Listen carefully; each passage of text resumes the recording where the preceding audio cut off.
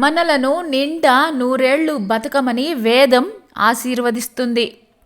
శతమానం భవతి శతాయుః పురుషస్యతేంద్రియ ఆయుష్యే వేంద్రియే ప్రతితిష్టతి. ఇది వేద పురుష ఆశీర్వచనం.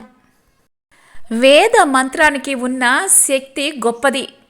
కాబట్టి వేదజ్ఞులైన పెద్దలకు నమస్కరించి వారి చేత ఆశీర్వచనాన్ని పొందాలి.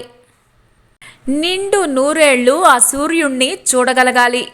నిండా నూరేళ్లు జీవించాలి. అది కూడా ఆనందంగా జీవించాలి అని కోరుకుంటాం. ఆధునిక కాలంలో కూడా గుడ్ మార్నింగ్, గుడ్ నైట్ చెప్పడంలో లౌకికంగా ఇలాంటి భావనే ఉంది. మంచి మనస్సు నుంచి వచ్చే శుభాశీస్సులకు, శుభాకాంక్షలకు శక్తి ఉంటుంది. దాని వలన మేలు జరుగుతుంది. బతికి ఉంటే శుభాలను పొందవచ్చు. కాబట్టి బతికి ఉండడం అంటే ఆయుర్దాయం మొదటగా కోరుకోదగినది. అందుకే ఏ పూజ చేసినా సంకల్పంలో ఆయురారోగ్య భోగభాగ్యాలు అంటారు. కోట్ల సంపద లభించినా ఆయుర్దాయం లేకపోతే ప్రయోజనం ఉండదు. అందుకనే దీర్ఘాయుష్మాన్ భవ అని దీవిస్తారు. ఆయుష్, వృత్తి, ధనం, విద్య, చావు అనేవి ఈ 5 జీవి గర్భంలో ఉండగానే నిర్ణయించబడతాయి. నుదుట వ్రాసి పెట్టింది ఎవరు మార్చలేరు, జరిగి తీరుతుంది.